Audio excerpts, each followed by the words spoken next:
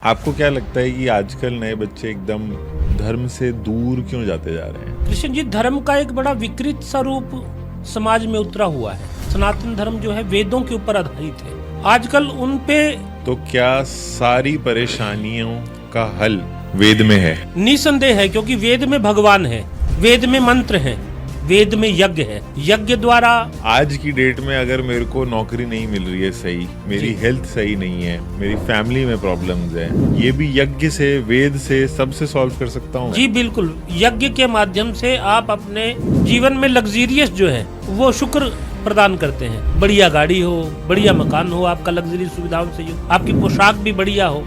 मैं मेहनत बहुत करता हूँ, ठीक मेरे है। को फल नहीं मिल रहा, तो ये भी हो सकता है कि मेरे राहु या केतु ठीक ना चल रहे हैं। देखिए, जो जीवन में हो रहा है, अगर वो होना ही है तो फिर तो मेरे ख्याल से ज्योतिषियों की, मंदिरों की जरूरत ही नहीं थी। प्रतिदिन अपनी माँ के चरण छूने मात्र से व्यक्ति का चंद्रमा ठीक होता है, जो अच्छा। व्यक्ति के मन को। Well, hello and welcome to the KKB show. आज के एपिसोड में हम बात करने वाले हैं कुछ ऐसे टॉपिक्स पर जिनके बारे में हर इंसान सोचता तो है, लेकिन खुलकर बात बहुत कम होती है। पितृ, एस्ट्रोलॉजी, धर्म और हमारे कर्मों का जीवन पर क्या असर होता है। हमारे शास्त्रों में कहा गया है कि इंसान सिर्फ अपनी लाइफ नहीं जीता, बल्कि अपने पूर्वजों के कर्म और आशीर्वाद भी उसके जीवन को प्रभावित करते हैं। लेकिन आज के मॉडर्न वर्ल्ड में लोग अक्सर कंफ्यूज हो जाते हैं, क्या पितृदोष सच में होता है, एस्ट्रोलॉजी साइंस है या सिर्फ बिलीफ, और धर्म का असली अर्थ क्या है। इन्हीं गहरे सवालों को समझने के लिए आज हमारे साथ हैं धर्म गुरु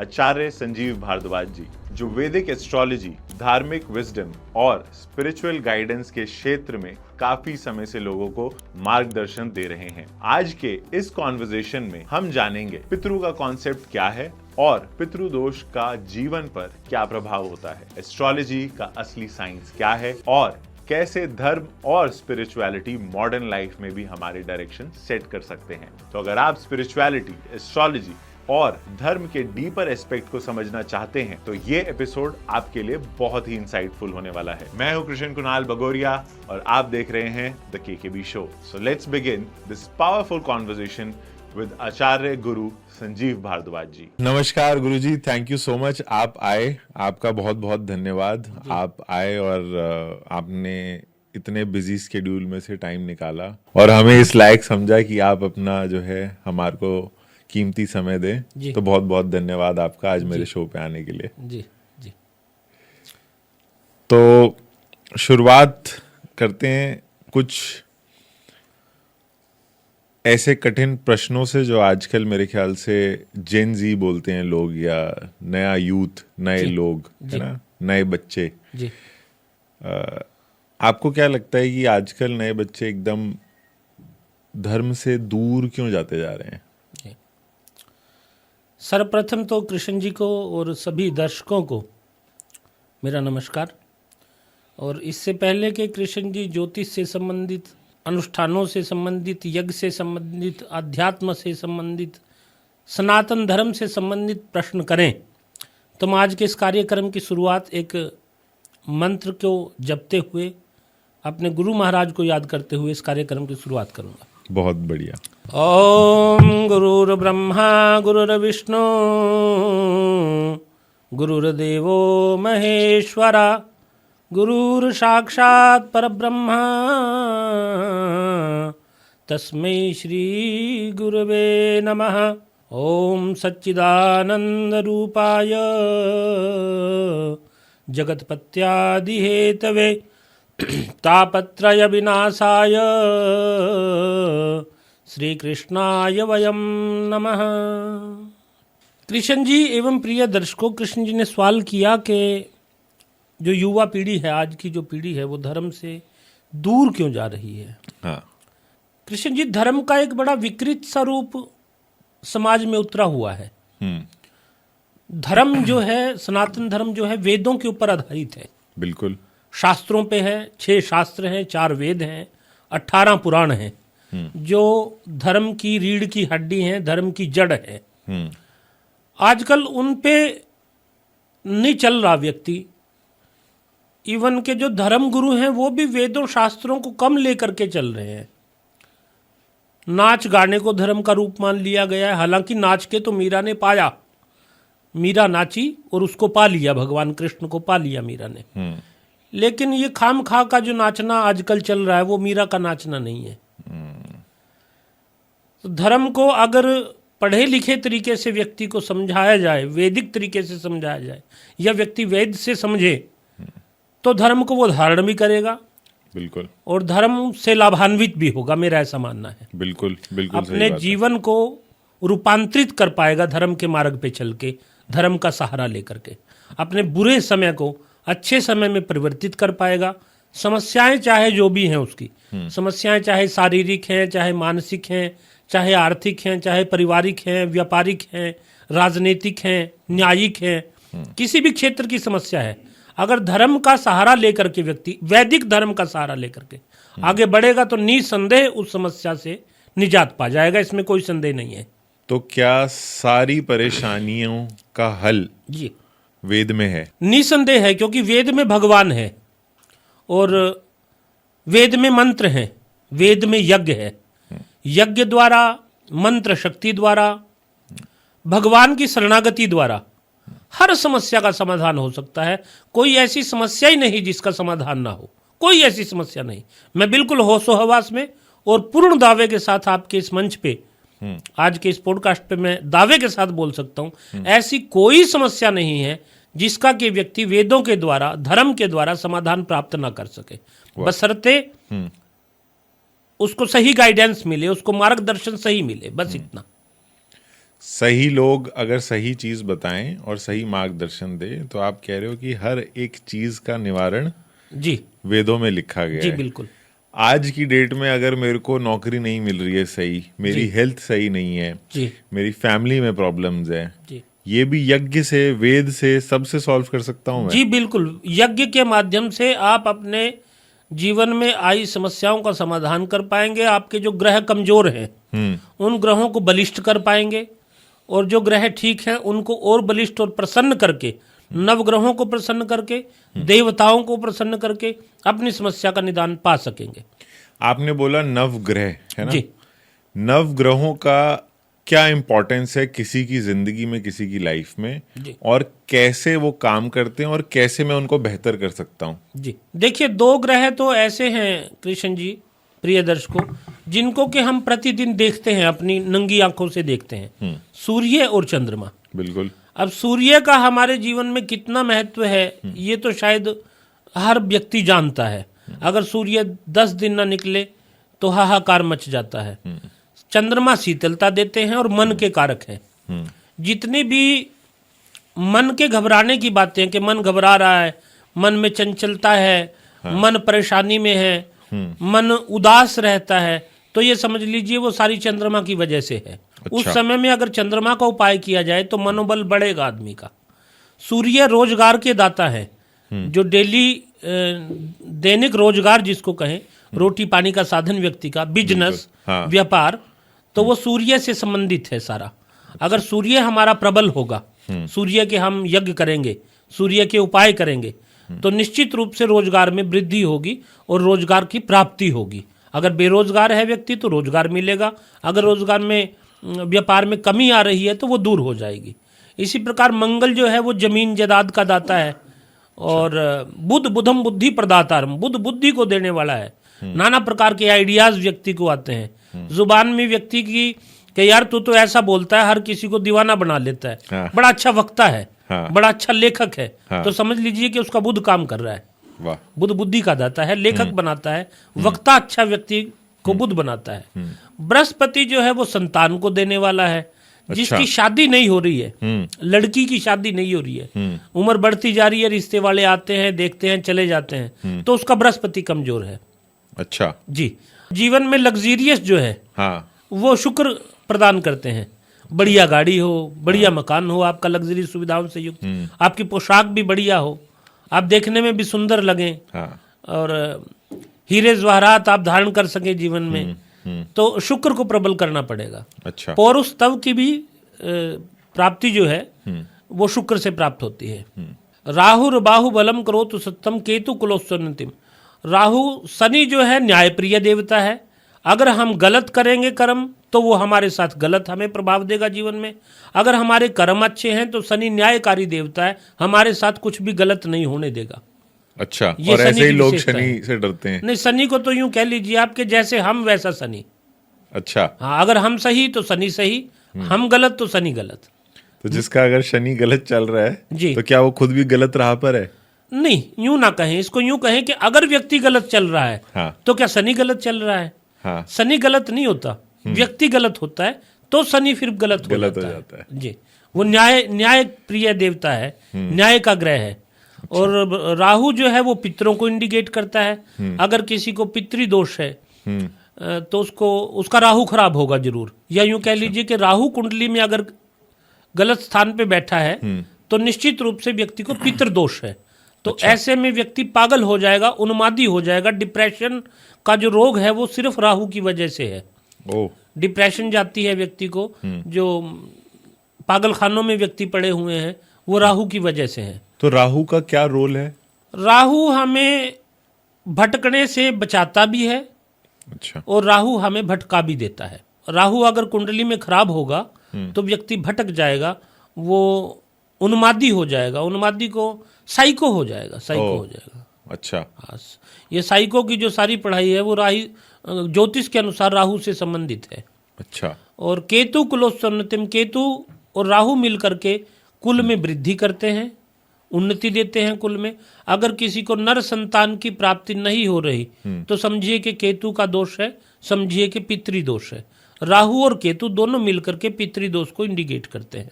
और पितरों का जीवन में बहुत बड़ा स्थान है। इवन के अगर 100 गज रस्सी सिरे पे गांठ वाली बात की जाए तो वो ये है कि पितर खुश तो सब सुख। अच्छा। अगर हमारे पितर जो पूर्वज थे जिनकी डेथ हो चुकी है, हमारे परिवार के जन, अगर वो खुश है तो हमें हर प्रकार का सुख है। तो ये राहु केतु से ही पितरों के बारे में हम कुंडली में जान सकते हैं।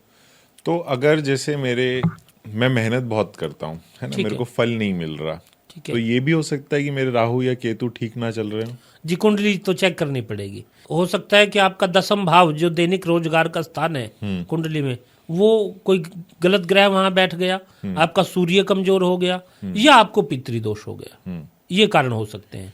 तो आपने जो 9 ग्रह बताए, नवग्रह, उसमें अगर मैं आपसे हर एक ग्रह के लिए एक एक छोटी छोटी रेमेडी अगर मैं पूछूं कि मेरे दर्शक अगर कोई देख रहा है और वो चाहे कि भाई कोई रिलेट कर पाए कि हो सकता है कि मेरा ये वाला ग्रह ठीक नहीं है, वैसे हालांकि मैं रेकमेंड नहीं करूंगा कि कोई भी खुद अपने आप ये सारी चीजें खुद करे।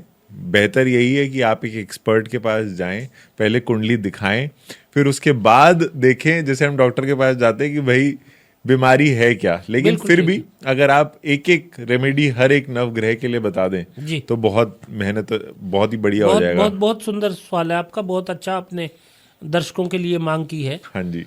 सूर्य को प्रतिदिन अर्घ देने से जल के अंदर थोड़ा सा सिंदूर डाल लिया जाए, रोली जो मैंने मस्तक पे लगाई हुई है, हाँ, और थोड़ा सा मीठा गुड़ का, अच्छा, गुड़ डाल लिया जाए और उगते सूर्य को अर्घ दिया जाए, तो ये सूर्य के लिए बहुत अच्छा एक सरल उपाय है जो इजीली हर व्यक्ति अपने घर पे कर सकता है।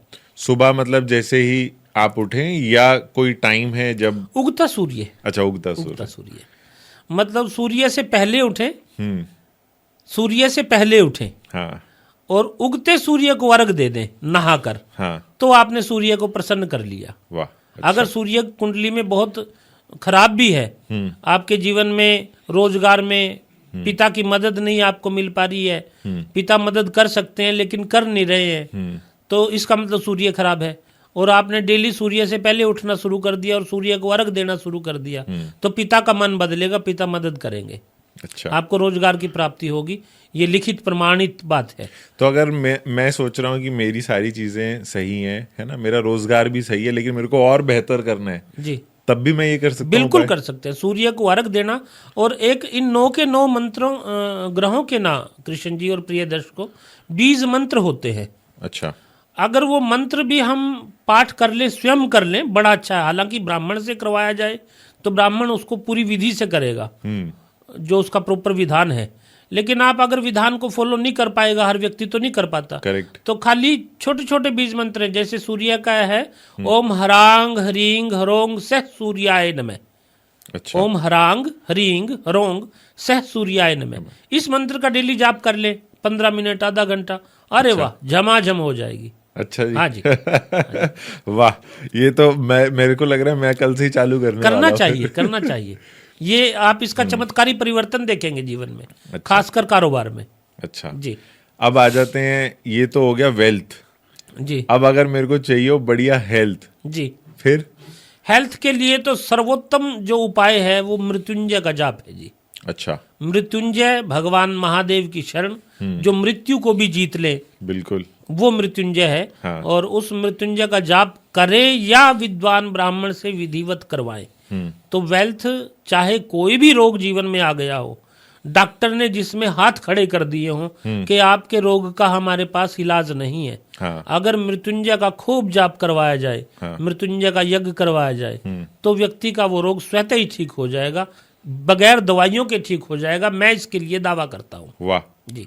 ओम त्र्यंबकम ओम यजामहे त्र्यंबकम यजामहे सुगंधिम पुष्टिवर्धनम उर्वारुकमिव बंधनात् बंधनान् मृत्योर्मुक्षीयमामृतात्। वाह, एक माला इसकी डेली कर दें, हाँ। तो डॉक्टर पे जाने की जरूरत ही नहीं।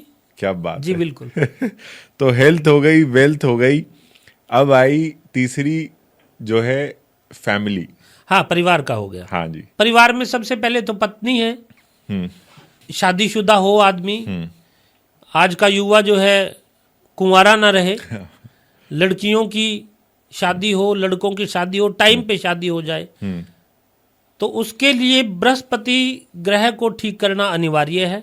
बृहस्पति जी का सिंपल उपाय है कि आप केले के वृक्ष की पूजा करें। अच्छा।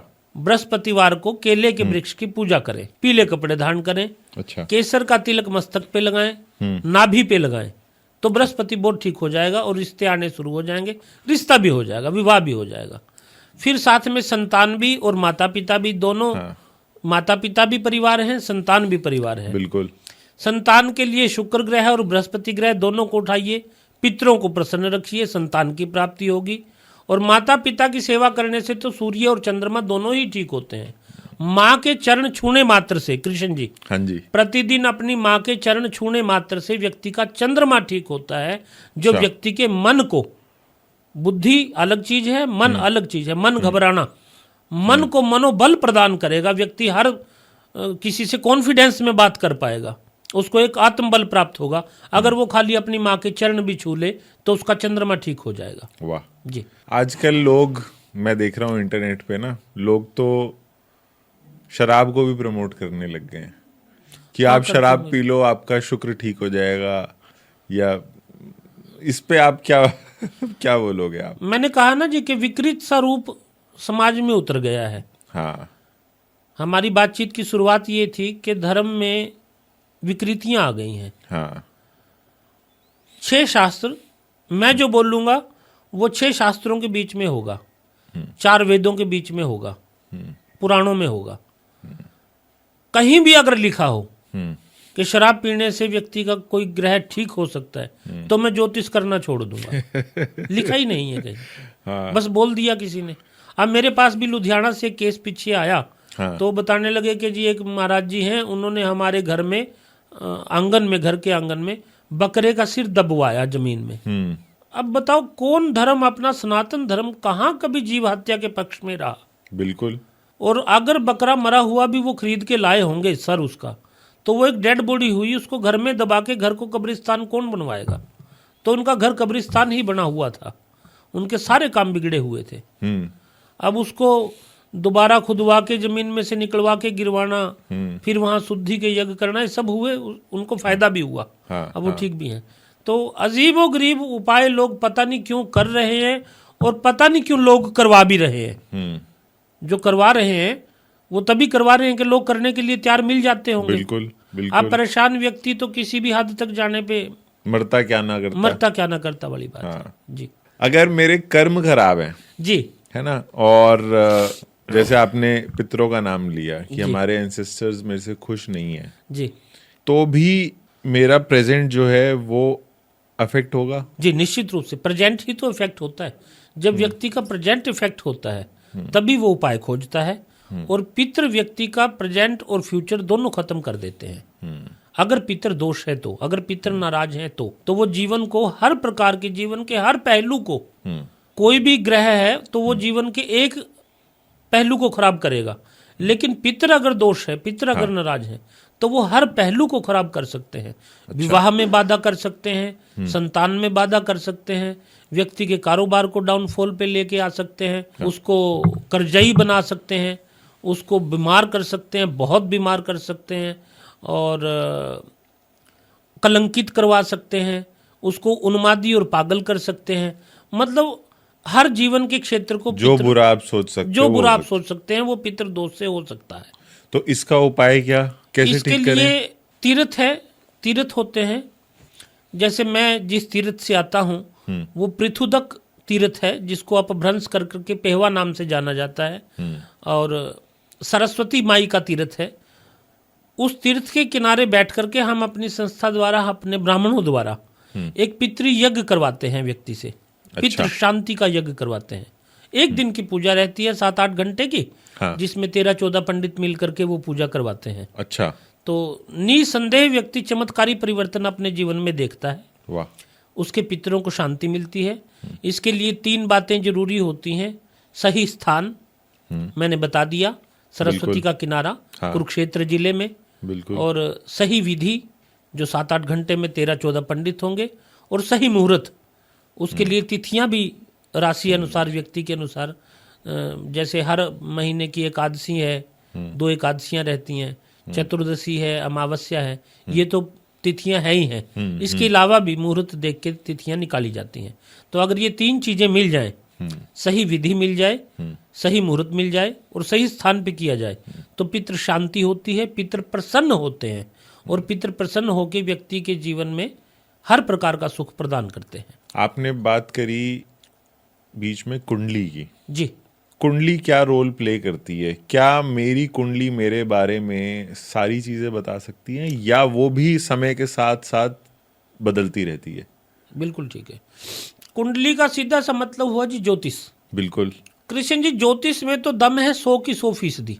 अच्छा। ज्योतिषी में कितना दम है ये एक अलग बात है।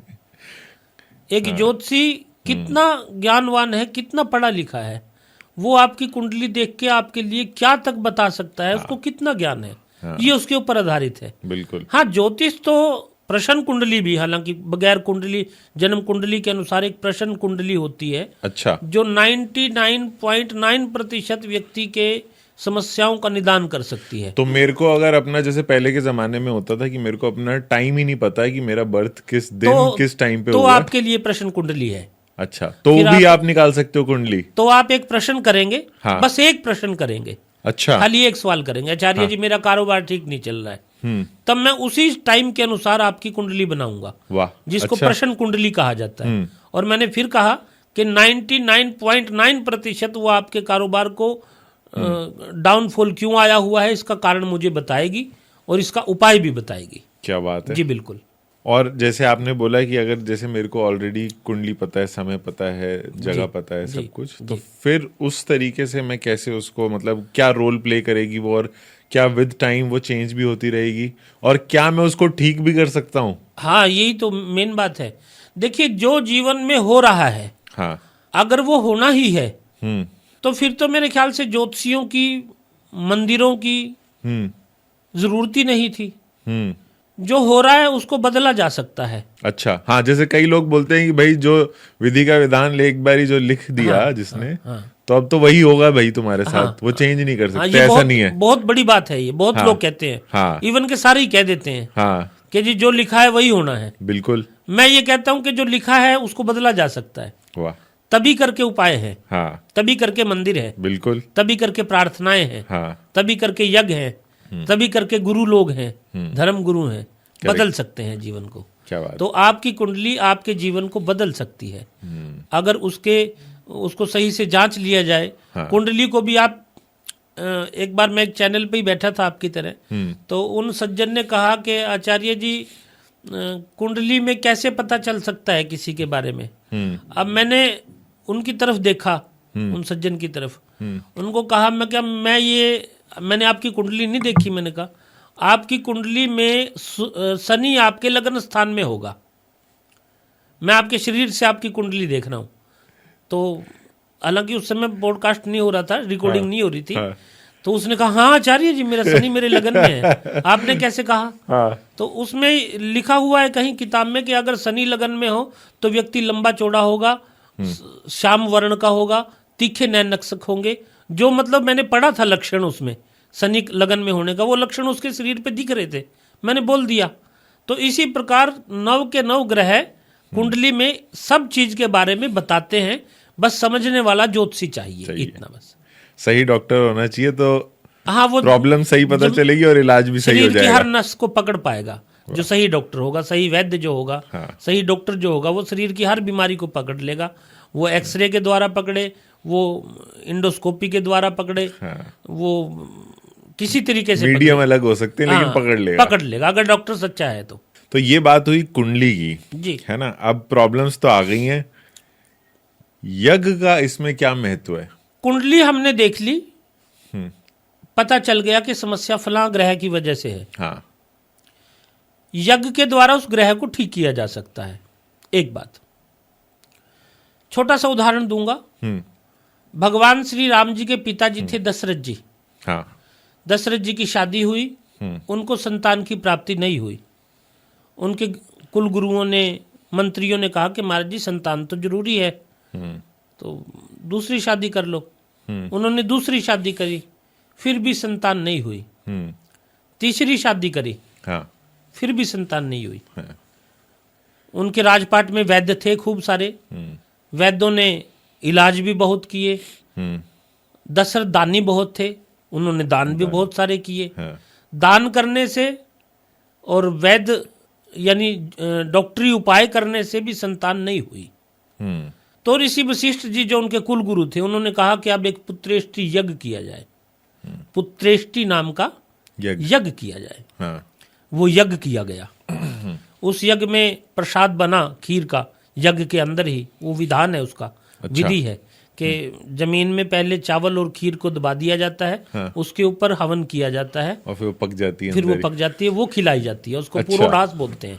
अच्छा, तो वो खिलाया गया तीनों रानियों को। हाँ, तीनों को 4 पुत्र हुए, राम, भरत, लक्ष्मण, शत्रुघ्न, आपको पता है। हाँ, ये शक्ति है यज्ञ की शक्ति। वाह, यानी जो कार्य हर उपाय, किसी भी उपाय से जो काम ना बन रहा हो, हम ज्योतिषियों के पास जाकर के ज्योतिषीय उपाय करके थक गए हों, हम नग नगीने डाल के थक गए हों, हम दान पुण्य करके थक गए हों, हम हर प्रकार की पूजा से थक गए, उब गए और मन टूट गया है, तो एक बार मेरे कहने से यज्ञ जरूर करवाए।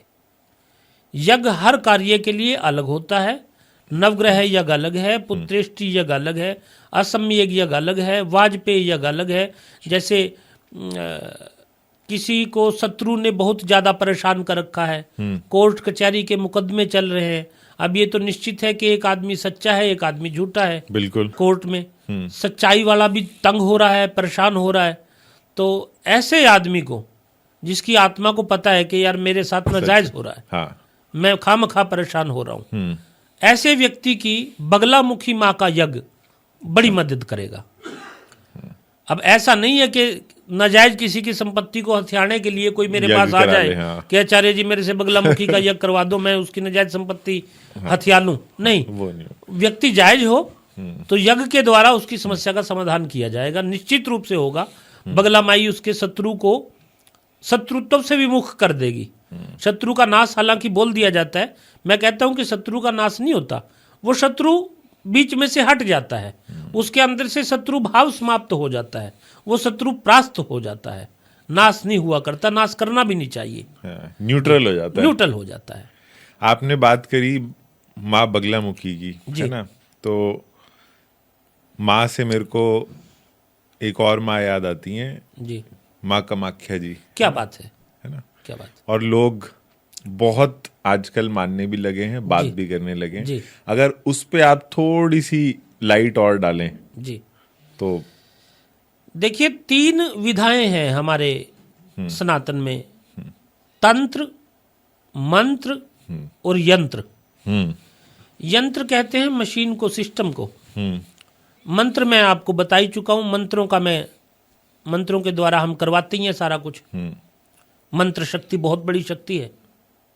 इसी प्रकार होता है तंत्र। हालांकि मैं मान लो तंत्र का सहारा नहीं भी लेना चाहता, लेकिन किसी ने मेरे ऊपर तंत्र करवा दिया, हाँ, तो उसकी काट मुझे तंत्र के द्वारा ही करनी पड़ेगी। तंत्र की काट तंत्र के द्वारा ही संभव है। लोहा ही लोहे को काटेगा। लोहा ही लोहे को काटेगा। तो वहां माँ कामाख्या का तंत्र काम आएगा। माँ कामाख्या तंत्र की देवी हैं, 10 महाविद्याओं की देवी हैं। असम गुवाहाटी में जो स्थान है वहाँ 10 महाविद्याओं का भी स्थान है। माँ कामाख्या जहाँ भगवती के 51 शक्तिपीठों में से एक है, जहाँ माँ की योनि गिरी थी।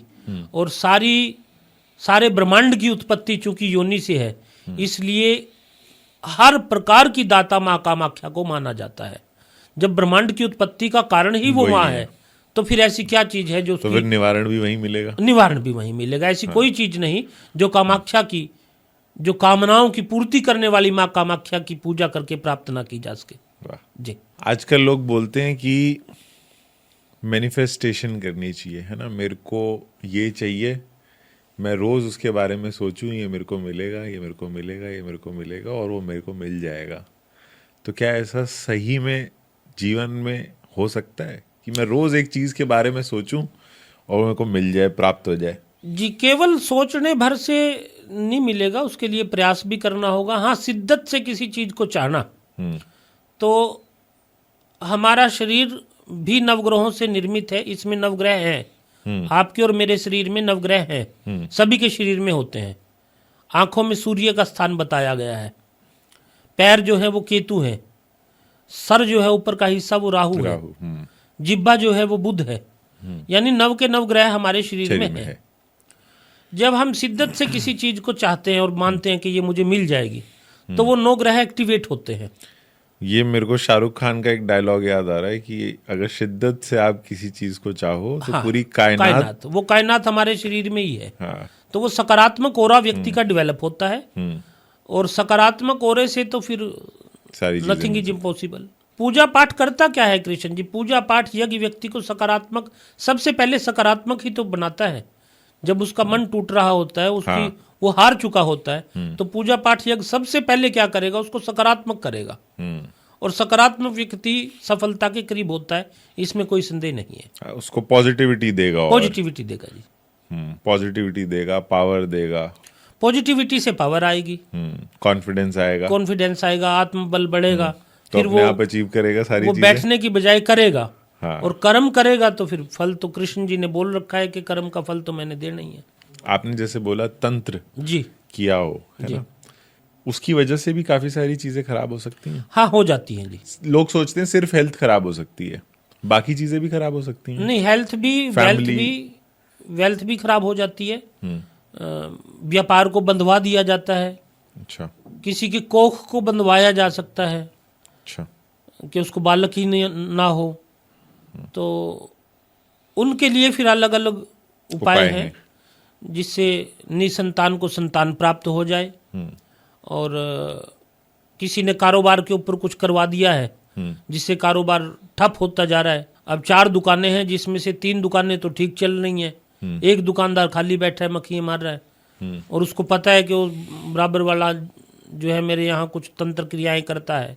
अच्छा। यहीं आपके दिल्ली में था कोई ऐसा केस, बर्तनों की दुकान है उनकी। हाँ, आप मेरे को बताओ जरा। तो वो जब भी दुकान खोलते थे, शटर के पास मांस के टुकड़े, सिंदूर वगैरह उनको मिलता था। अच्छा। यानी उनके सामने वाला जो आदमी था वो उनकी दुकान पे तंत्र क्रियाएं करता था, जिसकी वजह से उनकी दुकान बिल्कुल चौपट हो गई थी। अच्छा जी। तो मेरे साथ उनकी बातचीत हुई, संपर्क में आए। माहेश्वरी थे वो, माहेश्वरी। तो मैं माहेश्वरी जी के घर पे भी गया, फिर दुकान पे मैंने जो भी करना था तंत्र मंत्र किया, बना करके दिया, और भगवान की कृपा से सब ठीक है। खूब ग्राहक आते हैं, बढ़िया काम उसका चला, तो हो जाता है। मतलब तंत्र के द्वारा, कुछ उपायों के द्वारा दूसरे के कारोबार को रोक दिया जाता है, उनके वंश वृद्धि को रोका जा सकता है, हर प्रकार का कष्ट दिया जा सकता है। और पूजा पाठ में, यज्ञ में, मंत्र शक्ति में, मंत्र में ऐसी शक्ति है कि जिसके द्वारा हम उन समस्याओं का इजीली निवारण करवा सकते हैं। जी हाँ। पितृ का मतलब सिर्फ एंसेस्टर्स या मेरे जो पूर्वज हैं वही है, या ये भी एक एनर्जी की तरह ही मैं मानूं? पितृ जो हमारे परिवार के होते हैं जी, उन्हीं को पितृ माना जाता है। जैसे जो गुजर गए, भाई कोई गुजर गया, पिता या पिता का कोई भाई जो अनमैरिड गुजर गया हो, वो विशेष पितृ होता है। जो बेऔलाद गुजर गया, पिता का भाई, पिता तो पितृ है ही है मृत्यु उपरांत, पिता का वो भाई जो अनमैरिड गुजर गया, वो पितृदोष का कारण बन सकता है। अच्छा। दादा या दादा का वो भाई जो अनमैरिड गुजर गया, परदादा या परदादा का वो भाई जो अनमैरिड गुजर गया। 3 पीढ़ियां, ऊपर की 3 पीढ़ियों में माता, दादी, परदादी, पिता, दादा, परदादा, उनके कोई भाई, ये अगर अनमैरिड इनमें से कोई गुजरता है, उनका कोई भाई अनमैरिड गुजरता है, तो वो पितृदोष का मुख्य कारण बनता है। और ऊपर की 3 पीढ़ियों तक की ही मान्यता वेदों ने बताई है। 7 पीढ़ी के पितरों को उठाने की जरूरत नहीं होती। केवल 3 पीढ़ी के पितरों का कर्मकांड अच्छे से व्यक्ति करवा ले तो समझो उसने पितृयज्ञ कर दिया, पितरों को प्रसन्न कर दिया, पितर खुश तो सब सुख हो गया। कर्मकांड आपने बोला, वो क्या होता है? कर्मकांड पितरों के निमित्त जो पूजा की जाए, हाँ, जो पूजा विधान किया जाए, उस सारे विधान का एक नाम है कर्मकांड। अच्छा। उसका विधान का नाम ही है कर्मकांड। अच्छा। पूजा पाठ कर्मकांड। तो अगर मेरी सारी चीजें ठीक चल रही है, क्या तब भी मेरे को ये कराना चाहिए, या अगर मेरे को परेशानियां लग रही हैं तभी मेरे को ये कराना है? ठीक बात है। आप मेरे ऊपर खुश हैं, हाँ, और मुझे लाभ दे रहे हैं। अगर मैं फिर भी आपके लिए बहुत अच्छा अच्छा करूं तो आप और ज्यादा खुश हो जाएंगे। बिल्कुल। और ज्यादा लाभ देंगे। बिल्कुल। बॉस पहले से ही खुश है व्यक्ति के ऊपर, हाँ, लेकिन वो बॉस के लिए अच्छे अच्छे गिफ्ट भी लेके जाने लग गया व्यक्ति, तो बॉस और खुश हो गया। बिल्कुल। इसी प्रकार पितृ हैं। हाँ। जितना पितरों के निमित्त करें उतना कम। पितृ जितना खुश होंगे उतना जीवन में लाभ मिलेगा, लाभान्वित करेंगे। तो पितृ दोष के समय तो पितृ शांति करवानी ही चाहिए, अन्यथा कोई भी उपाय करने से। एक व्यक्ति की कुंडली में सारे ग्रह अच्छे, ज्योतिषी देख करके बोला कि महाराज जी आपका तो कोई ग्रह खराब नहीं है, और वो व्यक्ति दान पुण्य भी करता है, पूजा पाठ भी करता है, लेकिन फिर भी वो कष्ट में है। अगर उसको पितृदोष है तो वो कष्ट में ही रहेगा। इसके बिल्कुल विपरीत, एक व्यक्ति के सारे ग्रह खराब कुंडली में, दान पुण्य करता चवन्नी भर का भी, नास्तिक नंबर 1, भगवान मैं नहीं मानता भगवान को, हाँ, लेकिन पितृ खुश है, तो वो व्यक्ति जीवन भर तरक्की करेगा।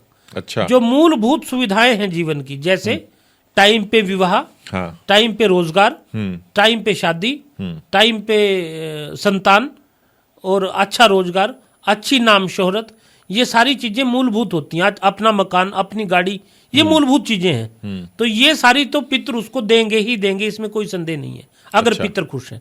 मैं यूं कहूं कि जीवन का 70% हिस्सा पितरों से चलता है, तो मैंने कुछ गलत नहीं कहा। दूसरी बात, अगर मैं यूं कहूं कि आज भारत में 95% लोग पितृदोष का शिकार हैं, हाँ, तब भी मैंने गलत नहीं कहा। अच्छा। जी बिल्कुल, क्योंकि पितृदोष का मुख्य कारण, कृष्ण जी और प्रिय दर्शकों, जब हमारे यहाँ किसी की डेथ होती है तो उसके बाद उसके लिए जो कर्मकांड करना चाहिए, जो विधि विधान करना चाहिए, वो लोग नहीं कर रहे हैं, वो कर नहीं रहे, वो फटाफट उसको निपटाने का काम कर रहे हैं। बिल्कुल, निपटा दीजिए इसको। हाँ, जो उसका असली विधान था, जो गरुड़ पुराण ने लिखा है, हाँ, एक एक शब्द जो गरुड़ पुराण में लिखा है, जो 8 घंटे की पूजा है, उसको आधे घंटे में निपटा रहे हैं। हाँ, कर दीजिए बस पंडित जी, बिल्कुल। पैसे ले लीजिए, हाँ, और निपटा दीजिए। आगे पंडित जी को भी नहीं आता करवाना 8 घंटे वाला, पंडित जी भी ऐसे ही हैं।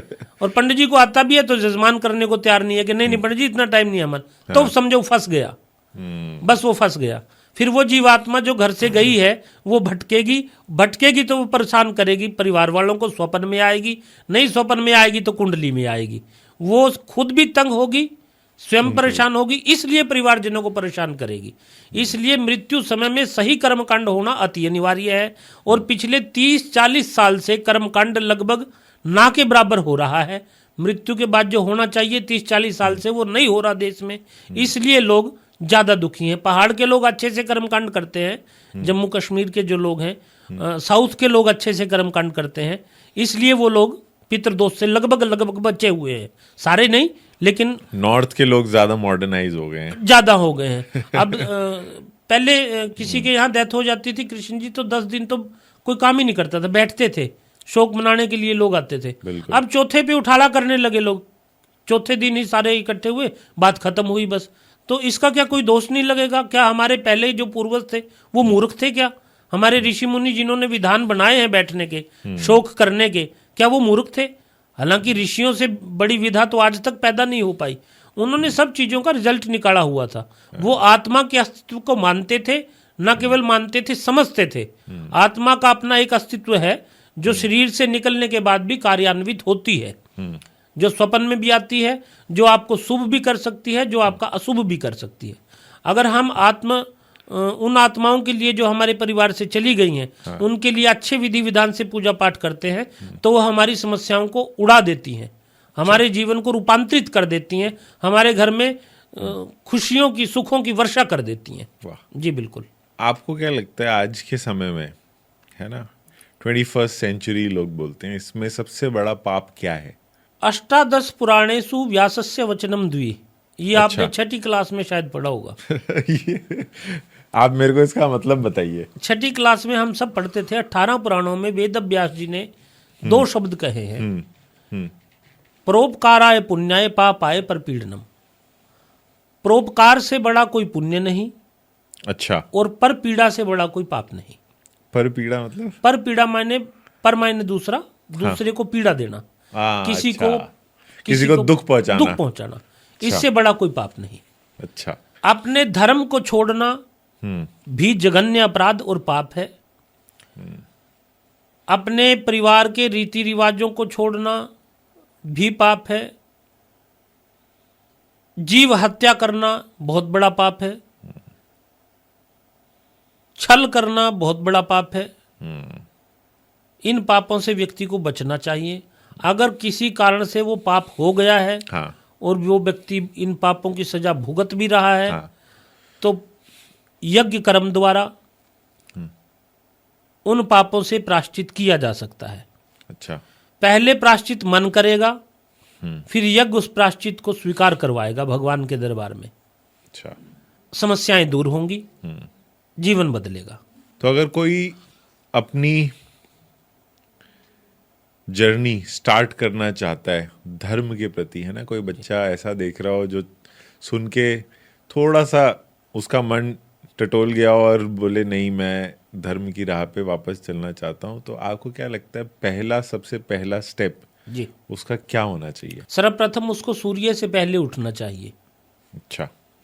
अगर वो आध्यात्मिक पथ पे भगवान को वो प्रसन्न करना चाहता है, अपने मनुष्य जीवन को सफल करना चाहता है, वो भगवान की अनुभूति चाहता है, वो देखना चाहता है कि ईश्वर है कि नहीं, हाँ, और ईश्वर हर जगह मेरा साथ दे, तो उसे जल्दी उठना होगा, सूर्य से पहले उठना होगा। अच्छा। अपने माता पिता के चरण प्रतिदिन छुए, माता पिता का कहना माने, माता पिता और उसका डेली जल्दी उठना, ये उसकी एक अच्छी शुरुआत है, जिसका कि 100% उसके जीवन में वो परिवर्तन महसूस करेगा। अच्छा जी। लोग कहते हैं कि पितृ परेशान करते हैं जी। क्या जब वो मेरे पितृ हैं, है ना, जी। मेरे पूजनीय, मेरे एंसेस्टर्स हैं, तो वो कैसे परेशान कर सकते हैं? वो खुद परेशान है। उनको सही कर्मकांड, सही विधि से जो उनका मृत्यु के बाद होना चाहिए था, वो नहीं हो पाया। वो आगे की जोनियों में जो जाना था उन्होंने, आगे की जो उनकी विजिट थी, सदगति उनकी जो हो जानी थी, जिससे वो आगे स्वर्ग नरक को, अपने कर्मों को भोगें या नई जोनियों को प्राप्त करें, हाँ, वो नहीं कर पा रहे। वो यही है, वो जीवात्मा सूक्ष्म रूप में अंगुष्ठ मात्र देह लेकर के, अंगुष्ठ मात्र शरीर रह जाता है, उसको वो यही भटक रहे हैं, परेशान हैं। अब सब कुछ तो आपको दे के गए, आपके पितर सब कुछ तो आपको दे के चले गए, जमीन जायदाद, अपना नाम, तो वो मुझे परेशान थोड़ी करेंगे, आप भी को तो परेशान करेंगे ना, पड़ोसी को थोड़ी करेंगे। तो उनका सही कर्म कांड करवाना आप ही की जिम्मेवारी है, आप ही की जिम्मेवारी। आप उनका सही विधि से अगर पूजा पाठ करवाएंगे तो निश्चित रूप से जो परेशान नहीं दे रहे थे, जो परेशानियां दे रहे थे, दिक्कतें दे रहे थे, अब वो आशीर्वाद भी देंगे। जो आपकी गाड़ी को रोके हुए था, वही आपकी गाड़ी को धक्का भी लगाएगा। पहले तो उसने गाड़ी रोक दी खुद ही, अब जब आपने उसको खुश कर दिया तो वो गाड़ी को धक्का लगा रहा है, गाड़ी को दौड़ा रहा है आपकी को, ऐसा होता है। तो लोग कहते हैं कि पेवा जाना चाहिए। जी, पेवा। पेवा ही क्यों? गंगा भी तो जाते हैं लोग। महाभारत का युद्ध हुआ, उसमें पांडवों को राजपाट मिल गया, पांडव युद्ध जीत गए, राजपाट मिल गया। युधिष्ठिर जी भगवान श्री कृष्ण को कहते हैं कि महाराज जी युद्ध तो हम जीत गए, राजपाट भी हमें मिल गया, लेकिन मन प्रसन्न नहीं है, मन बड़ा दुखी रहता है, बड़ा बेचैन रहता है। रात को बड़े बुरे बुरे स्वप्न आते हैं, रोने चिल्लाने की आवाजें सारा दिन आती रहती हैं, कोई भी खाना बनाए खाने में पकवान में स्वाद नहीं आ रहा, आपस में भाइयों का हमारा प्रेम नहीं है, मन खिन्न रहता है। ऐसा क्यों? हाँ। तो भगवान कृष्ण कहने लगे कि युधिष्ठिर, इस युद्ध में जो सारे लोग मरे हैं, हाँ। वो या तो तुम्हारे भाई बंध थे, बिल्कुल, या वो तुम्हारे द्वारा ही मारे गए हैं। करेक्ट। उनका कर्मकांड नहीं हुआ, उनका कर्मकांड करने वाला कोई बचा भी नहीं है। अब उनका कर्मकांड करने वाला कोई नहीं है और तुम राजा हो, तो राजा होने के नाते तुम्हारी जिम्मेवारी है कि तुम उनका कर्मकांड करवाओ। युधिष्ठिर जी ने कहा कि ठीक है महाराज जी, मैं करवाऊंगा, उनकी सदगति करवाऊंगा। जो महाभारत युद्ध में मरे हैं उन सब की अपन करवाएंगे। बताइए कहाँ जाना है? हाँ। क्या मैं गंगा जी को जाऊं, हाँ। प्रयागराज जाऊं, पुष्कर जी में जाऊं, या गया जी में जाऊं? बताए कहाँ जाऊं? तो भगवान कृष्ण कहते हैं कि माँ गंगा ब्रज कौन्तेय, हे कुंती के पुत्रो, तुम गंगा को मत जाओ। माँ गंगा ब्रज कौन्तेय, माँ प्राज्ञंच पुष्करम, प्रयागराज और पुष्करराज भी मत जाओ। यत्र गच्छ कुरुक्षेत्र, तुम कुरुक्षेत्र में वहां जाओ, तत्र प्राची सरस्वती, यत्र प्राची सरस्वती, जहां पर प्राचीन सरस्वती हो। तो कुरुक्षेत्र जिले में पेहवा नाम का ये सरस्वती तीर्थ है, जहां प्राचीन सरस्वती पे हम बैठ करके ये करवाते हैं। कुरुक्षेत्र में पुण्यमाहु कुरुक्षेत्रम कुरुक्षेत्रात् सरस्वतीम सरस्वत्याश्च तीर्थानि तीर्थेभ्यश्च पृथुदकम, यानी कुरुक्षेत्र बहुत पुण्य को देने वाला है। उसमें भी जो सरस्वती के तीर्थ हैं वो उससे भी ज्यादा पुण्य को देने वाले हैं, और सरस्वती तीर्थों में भी जो पृथुदक नाम का तीर्थ है वो उससे भी ज्यादा पुण्य को देने वाला है। तो हम पृथुदक तीर्थ के ऊपर बैठ करके ये पूजन करवाते हैं। इसलिए व्यक्ति के पितरों को 100% लाभ होता है, पितर प्रसन्न होते हैं। और हम दावे से, जो मैं बार बार यहाँ ये दावा कर रहा हूँ कि फायदा होगा फायदा होगा, उसके पीछे एक ही कारण है कि मैंने शास्त्रों में ऐसा पढ़ा है और मुझे पूर्ण विश्वास है कि शास्त्र कभी झूठ नहीं होते। तो शास्त्रों के अनुसार जब हम वो विधि ईमानदारी से, मेरा कोई बड़ा रोल नहीं है, मेरा इतना रोल है कृष्ण जी और प्रिय दर्शकों कि मैं ईमानदारी से वो विधि जो शास्त्रों में लिखी है वो क्लाइंट तक पहुंचाने का काम करता हूं। बस इतना काम है। हालांकि ये कोई छोटा काम नहीं है आज की डेट में। उसके लिए ठीक है, अच्छी खासी दक्षिणा भी खर्च हो जाती है यजमान की, टाइम भी लगता है। हिंदुस्तान के कोने कोने से लोग मेरे पास आते हैं, गुजरात से, महाराष्ट्र से, साउथ से भी लोग आते हैं, दक्षिण भारत से भी आते हैं। मैं उनकी भाषा शैली नहीं समझ पाता अच्छे से। उड़ीसा से आ जाते हैं, कन्नड़ भाषा बोलने वाले आ जाते हैं, जम्मू कश्मीर से, राजस्थान से, दिल्ली से बहुत लोग आते हैं। तो हिंदुस्तान के कोने कोने से लोग आते हैं, करवा करके जाते हैं। कुछ दिन के बाद, महीने, 2 महीने, 3 महीने के बाद वो कहते हैं आचार्य जी हमारा काम बन गया। मुझे बड़ी प्रसन्नता होती है, मेरा आत्मबल बढ़ता है, मेरा मनोबल बढ़ता है, मेरा विश्वास बढ़ता है। उसी विश्वास, उसी बल के आधार पे मैं आज भी आपके पॉडकास्ट पे बैठ करके ये दावा कर रहा हूँ कि पूजा करेंगे, अनुष्ठान करेंगे तो लाभ होगा। जी। लोग कहते हैं कि पितरों को अलग से एक स्थान देना चाहिए। जी, दिया जाता है, दिया जाता है। देखिए, पितरों, जैसे आपने भगवान जी को याद करना है, हाँ। तो आपने घर में भगवान जी का चित्र लगा रखा है, आप भगवान जी की फोटो के सामने जोत बत्ती करते हो सुबह। आपके अभी स्टूडियो में भी मैं आया, यहाँ पे भी पूजा का स्थान है। बिल्कुल। तो इसी प्रकार पितरों को याद करने के लिए एक स्थान होना चाहिए। ऐसा कुछ लोगों का, कुछ एरियो का, कुछ इलाकों का ऐसा मानना है। तो उसमें बल्कि कई लोग गलती कर जाते हैं कि मरे हुए माता पिता, दादा दादी की फोटो को मंदिर में रख लेते हैं, हाँ। या पूजा पाठ करना शुरू कर देते हैं उनका। ऐसा कभी नहीं करना चाहिए। मृतक व्यक्ति की फोटो पे ताजे फूल नहीं चढ़ाने चाहिए, कभी उसको जोत बत्ती नहीं दिखानी चाहिए, उसको मंदिर में नहीं रखना चाहिए। तीर्थ पे जाकर के किसी मंदिर के पास जाकर के, घर से बाहर कोई मंदिर है, वहां बेशक 2 ईंटों का ऐसे करके स्थान बना दिया, 2 ईंटें लगवा दी यूं करके। हाँ। वहां आप तिलों के तेल का दीवा हर अमावस्या पे लगा सकते हैं, हर दीपावली पे लगा सकते हैं। साल में एक बार दीपावली पे भी जाकर के कच्ची लस्सी से दूध और पानी मिला करके उन ईंटों के ऊपर छोड़ दिया और वहां एक दीवा लगा दिया, तो समझो कि आपने पितरों को एक बार याद कर लिया। इसके अलावा घर पे पितरों का स्थान ना बनाएं। अच्छा। जिनके पास जमीन जायदाद होती थी वो अपने खेतों में बना लेते थे।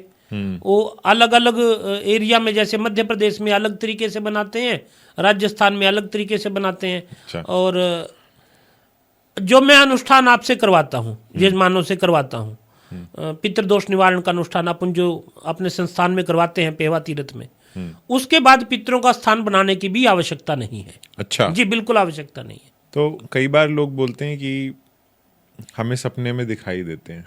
हाँ, दिखते हैं जी। तो क्या वो अभी भी आपसे परेशान है इसलिए दिख रहे हैं, या आपको सपोर्ट करने आ रहे हैं, या उसके पीछे का रीजन क्या है कि क्यों दिख रहे हैं मेरे को सपनों में? इसके दो कारण हैं। एक तो साइकोलॉजी इसका कारण है। कोई व्यक्ति अपने गए हुए पिता को, गई हुई माँ को, गए हुए भाई को दिन रात याद करता है, तो साइकोलॉजिकल फैक्ट है कि उसको स्वप्न में दिखेगा। हाँ। आप सारा दिन ताश खेलते रहो, हाँ। स्वप्न में ताश आ जाएगा। हाँ। दूसरा एक कारण, पितरों का, गुजरे हुओं का स्वप्न में आना अच्छा नहीं माना जाता।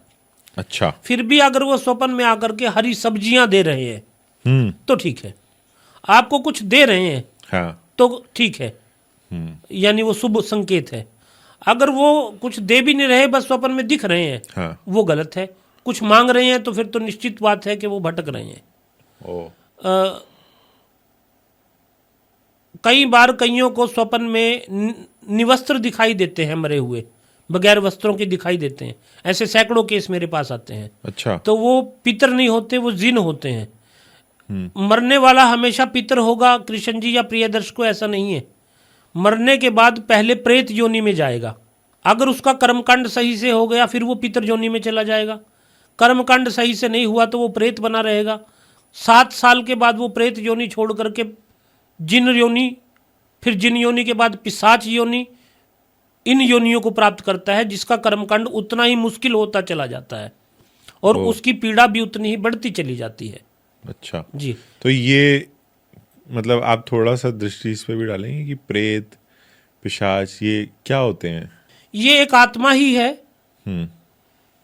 ये भी एक प्रकार की योनि है। प्रेत भी योनि है, पिशाच भी एक योनि है।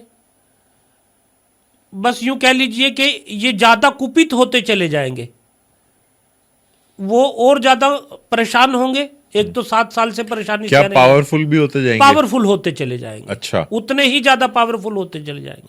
जितना मुझे एक प्रेत की शांति में टाइम लगाना पड़ता है, पिशाच की शांति में उससे दुगना टाइम लगाना पड़ेगा, उससे दुगनी विधि होगी। जिन्न की उसमें अलग विधि करनी पड़ेगी जिससे जिन्न शांत हो जाए। जिन्न का तो ऐसा होता है कृष्ण जी और प्रिय दर्शकों कि वो स्वप्न में तो आता ही आता है, वो कंधों के ऊपर वजन बना के रखता है सारा दिन। घर में गंदी बदबू आती है, घर में अपने आप आग लग जाती है, रखा हुआ सामान, घर का जो जरूरी सामान है, गहने आभूषण, वो अपने आप गायब हो जाते हैं। अच्छा। हाँ जी, घर का सामान गायब होना शुरू हो जाता है और जहां माचिस का कोई काम नहीं, आग का कोई काम नहीं, वहां आग लग जाती है, गंदी बदबू आती है। औरतों के साथ स्वप्न में गंदे कर्म करता है जिन, गलत कर्म करता है। एक स्त्री के साथ पुरुष जिन गंदे गंदे काम करता है, जो आप समझ पा रहे हैं, दर्शक भी समझ पा रहे हैं, अनैतिक कार्य करता है। तो उन जिनों के लिए भी हम शांति करवाते हैं। हम पिशाच मोचनी चतुर्दशी को पिशाच की भी शांति करवाते हैं।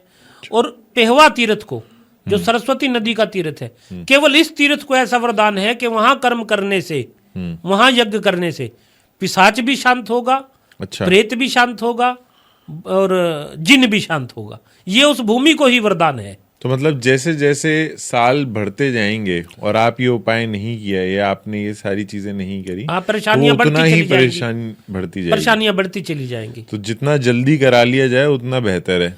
मैं आपसे नाराज हूं, हाँ, आपसे बार बार कुछ मांग रहा हूं, क्योंकि आपको सब कुछ दिया है तो आपसे मांग रहा हूं। यानी पितरों ने सब कुछ दिया है, पितर उनसे मांग रहे हैं और आप फिर भी मुझे नहीं दे रहे, तो मैं लगातार ज्यादा ही नाराज होऊंगा, कम नाराज तो नहीं होऊंगा। तो आपने गुरुजी अभी बात करी पेहवा की कि सबसे ऊपर दर्जा जो है पेहवा को दिया है ना जी। तो पेहवा को ही क्यों दिया? और भी कोई जगह बोल सकते थे कृष्ण जी तो? हाँ, भगवान कृष्ण जी ने पेहवा ही भेजा उनको। हाँ। ये आपने बहुत दर्शकों के लिए पूरे देश के लिए, इवन के विदेश के लिए, जहां तक ये वीडियो जाएगी, हाँ। उन सब लोगों के लिए आपने बहुत जबरदस्त क्वेश्चन किया कि पृथुदक तीर्थ ही क्यों, पेहवा ही क्यों, कुरुक्षेत्र में जो पेहवा है सरस्वती तीर्थ वहीं क्यों होगा। हाँ। ये बड़ा अच्छा प्रश्न है आपका। शास्त्रों में, पुराणों में, पद्म पुराण में, वामन पुराण में, मार्कंडेय पुराण में, इन पुराणों में लिखा कि सारी पृथ्वी जो है वो मधु और कैटब राक्षस के मेद से बनी हुई है। अच्छा। मेद से, मेद कहते हैं हमारे शरीर में जो खून और चर्बी है ना जी, हाँ हाँ हाँ। इसको मेद बोलते हैं। अच्छा। इसलिए पृथ्वी के कई नाम है ना, जैसे पर्यायवाची पृथ्वी, धरती, धरा, भूमि। इसका एक नाम मेदनी भी आया। मेदनी से सब फिर सवाल आएगा कि किसके मेद से? हाँ। मधु और कैटब राक्षस के मेद से। उनकी हड्डियों से पहाड़ बने थे। अच्छा। अब जब देवता राक्षस इतने बड़े थे कि उनके मेद से इतनी बड़ी पृथ्वी का निर्माण हो गया, हाँ। उनकी हड्डियों से इतने बड़े पहाड़ों का निर्माण हो गया, हाँ। तो फिर देवताओं के भी शरीर बड़े बड़े होते होंगे। हाँ। ब्रह्मा जी बैठे हुए थे चौकड़ी लगा करके जल के ऊपर। जब उनका वध हुआ मधु और कैटब का, तो उस चौकड़ी जो 24 किलोमीटर क्षेत्रफल के अंतर्गत थी, उनकी अच्छा, चौकड़ी का जो चौकड़ी। क्षेत्रफल था, हाँ। वो 8 कोस था। 8 कोस को अगर कन्वर्ट करेंगे तो 24 किलोमीटर में हो गया। बने तो 24 किलोमीटर उसका, एक कोस मायने 3 किलोमीटर। अच्छा। 24 किलोमीटर के आसपास तो वो खून और चर्बी फैल गया, पृथ्वी बन गई। लेकिन वो 8 कोस जो था वो ब्रह्मा जी का आसन बन गया, जिसके पास वो, जिसके ऊपर वो मेद नहीं फैला। तो ये जो पेहवा तीर्थ है, जिसको पृथुदक तीर्थ, पेहवा तीर्थ कहते हैं, सरस्वती नदी का जो कुरुक्षेत्र में है, ये वो 8 कोस भूमि है। ये मेद रहित पृथ्वी है, ये देव भूमि है। कोई भी तीर्थ है, चाहे वो हरिद्वार है, चाहे वो गया जी है, चाहे वो बनारस है, चाहे वो उज्जैन है, चाहे प्रयागराज है, पुष्करराज है, नैमिषारण्य है, मटन है, परमंडल है, कोई भी तीर्थ है, वो सारे, नासिक है, वो सारे के सारे तीर्थ जो है मेदनी धरती के ऊपर बने हुए हैं। एकमात्र तीर्थ पृथ्वी के ऊपर ऐसा है जो मेद रहित भूमि पे बना हुआ है, वो पृथुदक तीर्थ है। तो पृथुदक तीर्थ हो, विधान सही हो, मुहूर्त सही हो, तो मजा क्यों ना आए, सब झमाझम हो जाए, सब आनंद हो जाए। बिल्कुल जी। तो पहले लोग बहुत मानते थे इन सब चीजों में जी। अब नहीं मानते। कृष्ण जी, प्रिय दर्शकों, आग जल रही है। उस आग को मैंने अचानक से यूं छू लिया, तो जलाएगी या नहीं जलाएगी? जला देगी। जानबूझ के छू लिया तब तो पक्का तब भी जलेगी जलेगी। हाँ। वो अनजाने में भी जलाएगी, वो जान करके भी जलाएगी। इसी प्रकार पितरों का और हमारा ये संस्कार कर्मकांड जो है, ये व्यक्ति के जीवन से जुड़ा हुआ है। वो माने या ना माने तो ठीक, ना माने तो भी वो काम करेगा ही करेगा। मैं नहीं मानता पितरों को, तेरे ना मानने से क्या होगा भाई, उन्होंने तो काम करना। अब मैं कह दूं कि मैं सूर्य को नहीं मानता, तो ये क्या बात हुई? सूर्य ने तो अपनी तपस मेरे को देनी है। चंद्रमा ने तो मन को जो व्यथित करना है, उछालना है मन को, उसने तो वो मन को हिलोरे देने ही देने हैं। पूर्णिमा की रात को ज्यादा देने हैं, है ना। तो ग्रहों का जिस प्रकार जीवन में असर है, इसी प्रकार पितरों का जीवन में असर है। देवताओं की पूजा करें, भगवान को माने, तो उनका जीवन में असर है। लोग बोलते हैं कि आपकी कुंडली में मंगल, मांगलिक हो आप, जी। वो क्या होता है? देखिए, मोटे तौर पे जन्म कुंडली में चौथे, 8वें और 12वें स्थान में अगर मंगल हो तो वो व्यक्ति मांगलिक हो जाता है। इन स्थानों पे मंगल होने से उसके लिए जरूरी है कि मांगलिक ही लड़की से, अगर लड़की मांगलिक है तो मांगलिक ही लड़के से उसकी शादी करवाई जाए। अच्छा। आजकल इस मांगलिक दोष को लेकर के कुछ लोगों ने, तथा कथित ज्योतिषियों ने, तथा कथित धर्म गुरुओं ने मंगल दोष की पूजा करवाना शुरू कर दिया। हाँ। कि जी ये मंगल दोष की फलां पूजा कर लो तो मांगलिक दोष दूर हो जाए। नहीं होगा दूर, बिल्कुल भी दूर नहीं होगा। मांगलिक दोष कभी दूर नहीं होता। हाँ, एक 27 साल की उम्र के बाद, जब मैं 27 का हो गया, मांगलिक दोष वाला 27 का हो गया, उसके बाद मंगल का दोष प्रभाव खत्म नहीं होगा, कम हो जाएगा, कम हो जाएगा। तो अगर कोई मांगलिक से शादी कर ले, हाँ, तो कोई दोष नहीं है, फिर वो बिल्कुल ठीक है। अगर लड़की मांगलिक है, लड़का मांगलिक नहीं है और तब शादी कर ले, तो उनमें दोनों में से एक या तो बीमार, बहुत बीमार रहेगा, मृत्यु भी हो सकती है। अच्छा। हाँ, मृत्यु भी एक की हो सकती है, कोई बड़ी बात नहीं है। अन्यथा बीमार तो रहेगा ही रहेगा, निश्चित रूप से रहेगा। और कई बार लोग बोलते हैं कि भाई थोड़ा कम मांगलिक है ना, उसकी भी रेंज बना दी है लोगों ने, लो मीडियम हाई। वो रेंज तो है जी, खैर उसकी। अच्छा। हाँ, क्योंकि ग्रह के अक्षांश रेखांश के अनुसार उसकी डिग्री होती है ग्रह की। अच्छा। ग्रह की पावर होती है। कुछ ग्रह कुंडली में ठीक जगह तो बैठे होते हैं, लेकिन उनकी पावर कम होती है, तो हम पूजा पाठ के द्वारा उसकी पावर को बढ़ाते हैं। जो ग्रह खराब कर रहा है उसकी पावर को घटाया जाता है। उन चीजों का उसके शरीर से, उसके जीवन से, उसके हाथ से दान करवाया जाता है कि आप काली चीजों का दान करो। अच्छा। तो शनि कम प्रभाव कष्ट दे दे- पाएगा। हाँ, ठीक है। लेकिन हटता नहीं है पूजा पाठ से भी वो? दोष हटता नहीं, दोष हट जाएगा, पूजा पाठ से तो हट जाएगा, अच्छा। निश्चित रूप से हट जाएगा। दान करने से, उसका उपाय करने से, जो भी उपाय सुजेस्ट करेंगे, अब दान तो हर चीज का उपाय नहीं है, हाँ। लेकिन वो हट जाता है। अच्छा। हाँ जी, वो भी उसका हट प्रभाव जाता। खत्म हो जाता है। तो मांगलिक भी अगर कोई है और मांगलिक नहीं हट सकता कभी, अच्छा, मांगलिक कभी नहीं हट सकता। लेकिन उसको न्यूट्रलाइज किया जा सकता है, कम किया जा सकता है पूजा पाठ से? नहीं, उसका तो एक ही उपाय है कृष्ण जी। हाँ। मांगलिक लड़के की शादी मांगलिक लड़की से ही करवाई जाए, मांगलिक लड़की की शादी मांगलिक लड़के से ही करवाई जाए, यही एक उपाय है। अच्छा। हाँ जी। ठीक है। अब मैं यहाँ आपके पॉडकास्ट पे बैठ के बोल दूं कि मैं उसका कोई यज्ञ करवाऊंगा, कोई पूजा करवाऊंगा और इतने पैसे लगेंगे, तो इसका मतलब मैं दुकानदारी कर रहा हूं, मैं किसी का भला नहीं कर रहा। जो हो ही नहीं सकता वो कभी करना नहीं चाहिए। ईश्वर हर चीज के साक्षी है। फिर वो भी पाप हो जाएगा? वो पाप हो जाएगा। एक काल सर्प दोष होता है। हाँ। काल सर्प दोष का निवारण हो जाता है जिसकी अच्छा। कुंडली में काल सर्प दोष हो। हालांकि काल सर्प दोष भी पितृ दोष को ही इंडिकेट करता है। क्या होता है काल सर्प दोष? राहु और केतु ग्रह के बीच में सारे ग्रह आ जाते हैं। बाकी के 7 जो ग्रह बचे, हाँ। कुंडली में राहु और केतु के बीच में सारे आ जाएंगे, तो वो काल सर्प दोष बन जाएगा। और उससे क्या प्रॉब्लम्स होगी? उससे जीवन के किसी एक क्षेत्र में व्यक्ति पिछड़ा हुआ रह जाएगा। जैसे या तो वो अनपढ़ रह जाएगा, अच्छा। पढ़ लिया तो वो बेरोजगार रह जाएगा, रोजगार मिल गया तो उसकी शादी नहीं होगी, शादी हो गई तो उसको संतान नहीं होगी।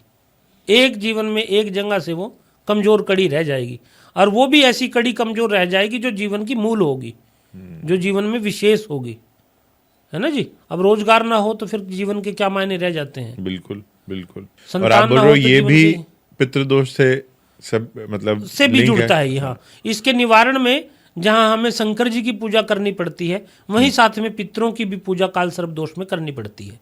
अच्छा। जी, मतलब जब हम काल सर्प दोष के निवारण की बात करेंगे तो उसमें पितृ पूजा भी होगी, उसमें रुद्राभिषेक भी होगा, उसमें नाग नागिन का चांदी का जोड़ा बना करके शिवलिंग के ऊपर चढ़ाना, वो उसका एक प्रॉपर विधान है, वो सारा किया जाएगा।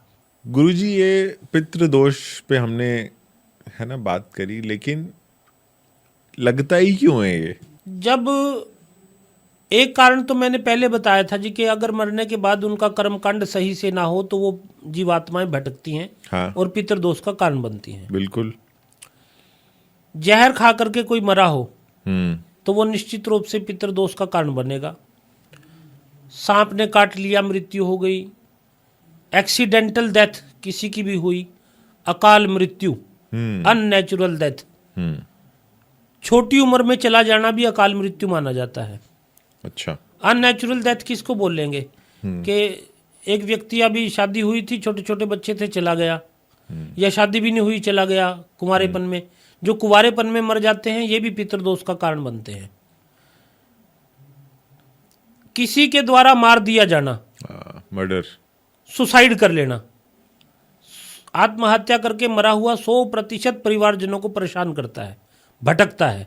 क्योंकि परेशान होके ही तो उसने सुसाइड किया। हाँ। इसके बाद फिर उसकी आत्मा को जल्दी से शांति नहीं मिल पाती, उसके लिए एक बहुत दिव्य कर्मकांड होना चाहिए, दिव्य कर्मकांड होना चाहिए, नहीं तो वो खुद भी परेशान रहेगा और परिवारजनों को बहुत परेशान कर देगा, बहुत परेशान कर देगा। किसी का पैसा लेकर के आदमी मर जाता है तो वो भी भटकता है, फिर प्रेत योनि में जाता है। किसी के पैसे मार लेना, किसी की संपत्ति को मार लेना, मठ, मंदिर, गौशाला, शमशान घाट, तीर्थ, इन जगहों की भूमि पे कब्जा करना, इनको खरीदना, इनको बेचना, इनके खरीदने बेचने में सहभागिता करना भी पितृदोष का कारण होता है। अच्छा। और भी कुछ ऐसी मृत्युएं हैं जो विशेष तो मैंने बताई दिया कि अकाल मृत्यु जो होगी वो पितृदोष का कारण बनेगी।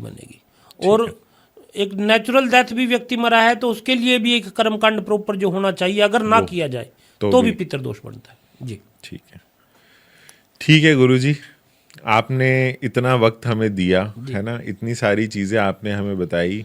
धर्म के मार्ग पे मेरे ख्याल से काफी नए बच्चे या बहुत सारी ऑडियंस जो देख रही है, मैं दावे के साथ कह सकता हूँ कि आधे लोग तो हैं जो मानेंगे और जो थोड़ा इससे ज्ञान भी लेंगे, थोड़ा हमें अपनी भी हिस्ट्री पता चलेगी जो आजकल लोगों को, बच्चों को नहीं पता है कि भाई पीछे की हिस्ट्री क्या है, पीछे का लॉजिक क्या है। आपने इतनी सारी चीजें बताई लेकिन साथ में लॉजिक जोड़ा जो कि बहुत ही मेरे को लगा कि नहीं, क्योंकि आजकल के बच्चे क्या है, लॉजिक के साथ चलते हैं। लॉजिक के साथ चलते हैं, चलना भी चाहिए, बिल्कुल चलना भी चाहिए। तो आपके हर प्रश्न ने मेरे को उत्साहित किया ये बताने के लिए कि प्रॉपर चीज है क्या, उसका असली कारण क्या है। और ये मुझे नहीं लगता कि केवल आपका प्रश्न था, आज के युवा का यही प्रश्न है। जी बिल्कुल। बहुत बहुत धन्यवाद गुरुजी, आप आए और आपने इतनी सारी चीजें हमें बताई। कृष्ण जी को और सभी दर्शकों को मेरा बहुत सारा आशीर्वाद। आप लोग खुश रहें, मस्त रहें, व्यस्त रहें, अपनी जड़ों से जुड़े रहें, अपनी संस्कृति से, अपने धर्म से जुड़े रहें। धर्म की जय हो, कल्याण हो।